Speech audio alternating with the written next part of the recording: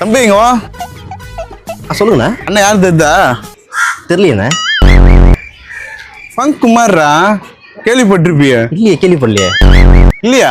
புதுசா ஏரியாக்கு? அண்ணா 20 வருஷமா இங்கே தானே இருக்கேன். இது ரோட்லையா?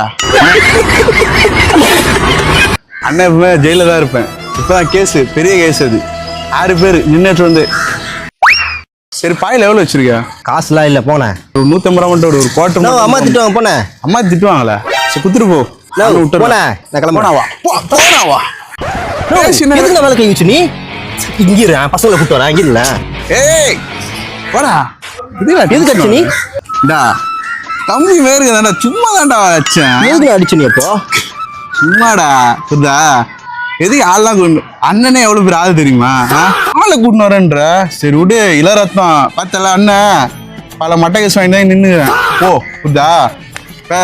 யார்கிட்ட போய் சொல்லுங்க. அது புரியுதா? பசங்களுக்கு தான் மறந்துடணும். புரியுதா? போ. சரி விடு, போ. போடா போடா. சரி போடா. பசங்களை கூட்டின்னு வரேன்ட்டான்.